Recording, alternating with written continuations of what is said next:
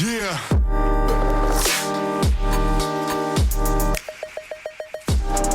Hey, what's up, y'all? It's Pastor Goodman, PG, here at Tabernacle Baptist Church, and I'm excited to have a very special Unmuted podcast.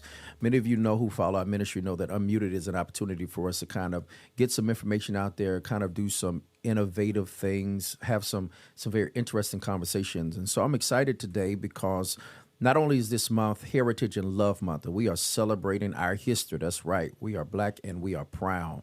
We're also going to have a very thought-provoking and conversation concerning a wonderful new initiative that our church is undertaking, which is our Legacy All for One capital campaign. We just came out with it to start the month of February. It's going to be a campaign that is going to encompass the next 2 years.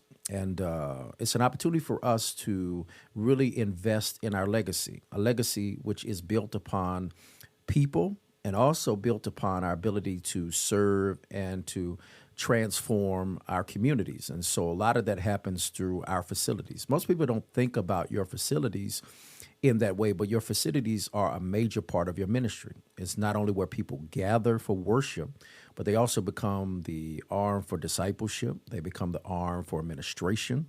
And especially in our communities, Black communities, your church building, your church campuses means a lot. You know, you're coming from people who, for most of our existence, were denied access and did not have opportunities to own much land or buildings. And so that's why when you see it in the Black church per se, that church building meant something. You know, they would do whatever is needed to make sure that that church building would be taken care of. I mean, I grew up in a time where my grandmother always said, and my granddad, man, God's house is going to be the best house. And so they took care of God's house, even sometimes to the place of detriment for their own house, because they understood the significance of what that church represented in their community and in their whole faith journey. And so as we've gotten older, churches kind of have morphed and evolved. You know, that's still a major part of Black church. And our tradition is our buildings, it's our campuses,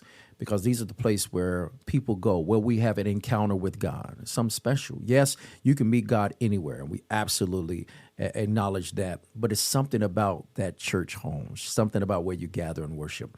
So we just started our Legacy All for One capital campaign. And so I brought someone who is very intimately involved with our church, and it's going to help provide some insight about some of the intricacies, some of perhaps the unanswered questions concerning our Legacy All for One capital campaign. So I'm grateful to have with us today. He serves as the Executive Minister of Operations here at our church. The Reverend Michael Woods is in the building with us today. What's up, Reverend Woods? How you feeling, man? Man, I am great. Awesome, man. So glad to have you, man.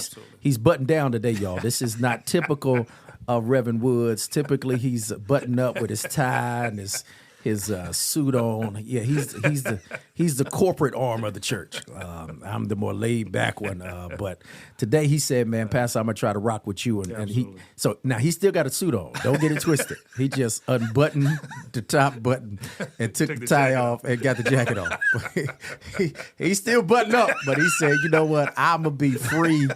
Like my pastor. So, man, Reverend Woods, thank you for coming and sharing. And yes, I really appreciate you. You've been serving in this capacity as Executive Minister of Operations for a number of years now. We've been walking this journey together. I'm grateful for the partnership you and ministry. You helped us get through COVID. Who would ever thought you coming from Natural Steps, Arkansas, to help us here in Augusta, and then even through the last, hurricane within the last 6 months.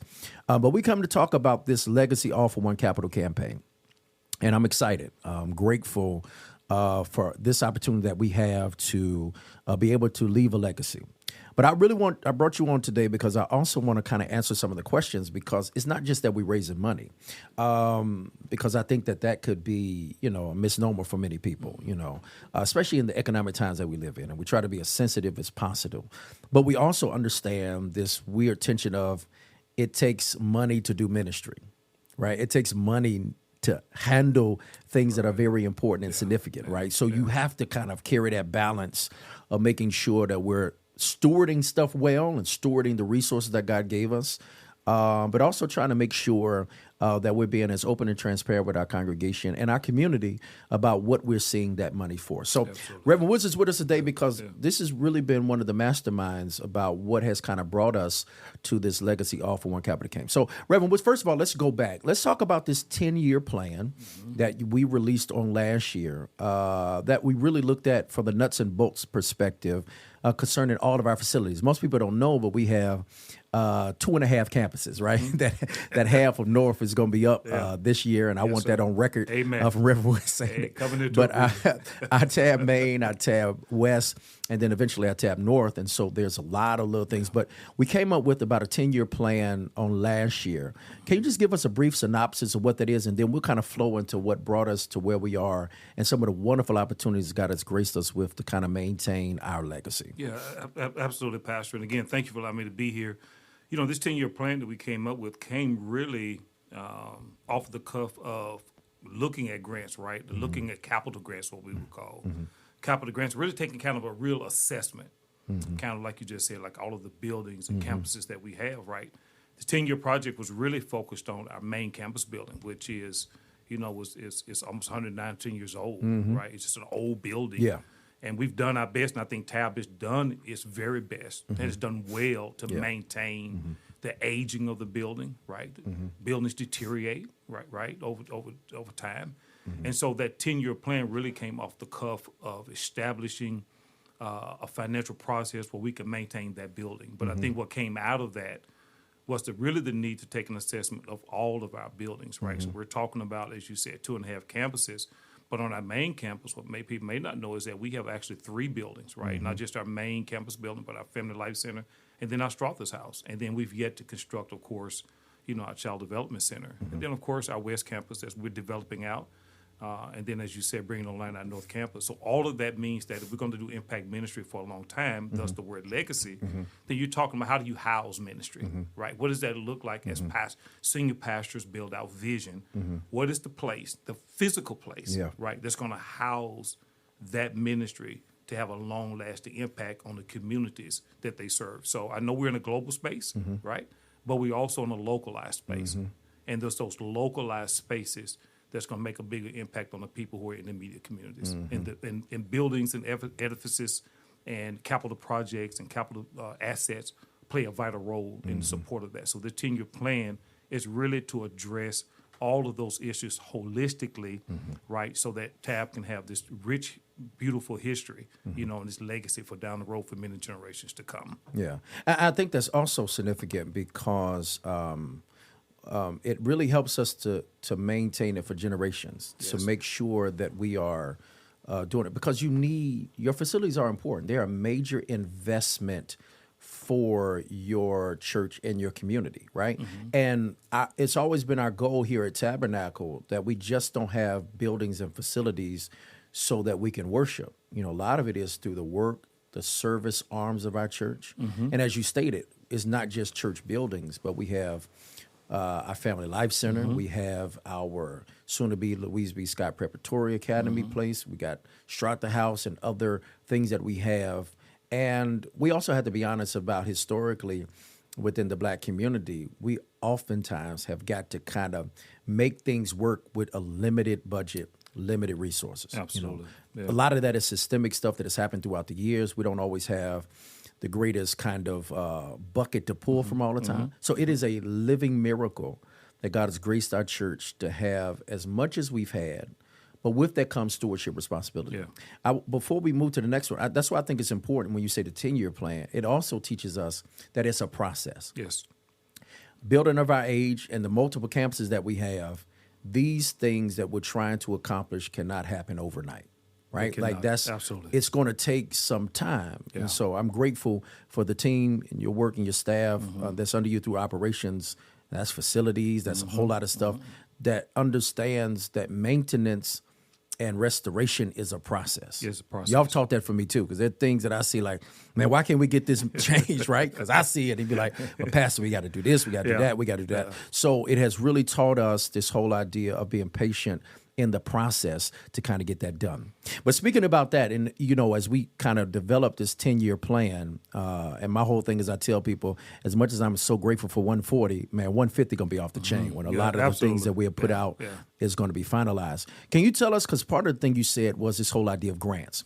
So as we unfolded this Legacy All for One campaign, I had some questions. People, you were like, okay, Pastor, we just raising money. Pastor, what are we, what exactly is taking place? I was like, well, you got to understand, and we shared this last year at our family gathering, which is our family conference. And we talked about how God has blessed the Tabernacle Church. We've been fortunate over the last year or so to be awarded grants that's going to help us to kind of mitigate some of the cost that is associated with restoration. We got a $25,000 grant that we're going to redo our chapel, our C.T. Walker Chapel, and I can't wait. That's going to be unveiled during our church anniversary month there in August. So we're already trying to get that together. But we also got an amazing grant from Sacred Places. I want you to, if you can, for the people who just don't know what it is, can you explain what Sacred Places and this grant, the amount and the significance of what it is for us as a Black church to receive this grant? Absolutely, yeah. So Sacred Places is an organization that collectively and collaboratively with people, all actually ministries and churches and organizations all across the world that have put funds in a pot that fund capital projects for historical religious places. It's not just, they call it Sacred Places, so it's not just for the Christian faith, it's for all faiths, that they will consider that a sacred place, but of historical value, right? And Tabernacle was awarded a $250,000 capital grant to restore. So that's $250,000. $250,000. And this is a grant that's all over the world? That's a grant all over the world. Yeah. However, it's a very prestigious grant because this is one of your top tier organizations that administer grants. It took us, this is our fourth year,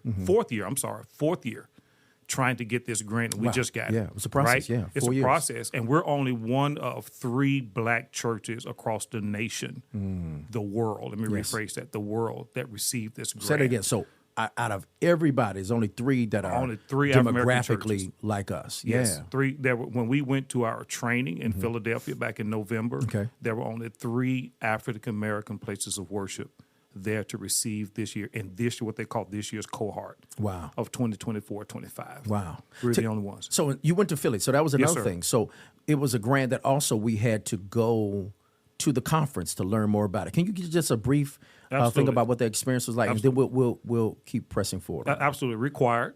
Let me just say to all the listeners, I did, take an Uber and pass by the Philly Stadium. Let me just go and put that out there. There's a great team that's in Philadelphia. There's a great team that's in Philadelphia. But you didn't go there for that. I did not go there for that. I just there's a great team. I passed by it. It was on my left side.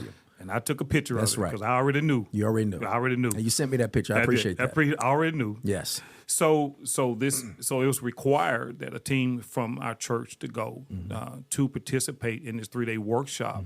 They gave you insight, not just on the application process that was completed, but what the expectations of that would be moving forward in order for us to meet all the criteria and requirements of this grant. And that meeting allowed us to collaborate with persons from the National Fund for Sacred Places, which is where the grant came from. Yes. They have architects, they have engineers, they have grant writers, they have administrators of facilities that allowed us to glean from them the process by which we're going to be engaging on this for the next 2 years. So it's a 2-year process. It's not overnight. It's not an easy process that we're going to have to go through, and it's extremely detailed. Yes. Right? And so that's why we've had to go there and spend that time with them in order to gain that information and bring back so that we can implement this 2-year program for our church. Yeah. And also, and you're going to be hearing, so those of you in our congregation and community, we've slated for those who are part of this program and this wonderful organization, you're going to be hearing from them. I think our marketing multimedia team is already setting up a time for them to be interviewed so that they can speak from their perspective what this grant exactly is and their role in helping to shape and restore sacred places throughout the world. Yes. But with that being said, I think people may have missed what the number was. So the grant is $250,000. $250,000. Wow. Yeah. And when people say that, I'll never forget when we got it and we were telling people, this is where legacy comes in, because it's not $250,000 free money. It's not free. Whenever you have a grant, sometimes we hear grants and we think, oh, that's free money, right? Yeah, that's you ain't got no responsibility. No, this amazing grant that is a prestigious grant. Absolutely. That we're one of 3 African-American churches in the entire world that was awarded it in the 2024-2025 cohort. There's caveat to it. It's what many would call a 2-to-1 grant. What does that mean, Pastor? 2-to-1 grant means that you have to raise $2 for every $1 that is awarded to you. Absolutely. So on one hand, it's really amazing. So you're hearing, man, we got $250,000, $250,000. That's amazing. And God be praised. Yeah, amen. But that also means that we got to raise $2 for every $1, which means for the $250,000, we have to raise $500,000. That's it. And capital grants are extremely expensive projects anyway, right? Yes. Capital projects, extremely projects anyway.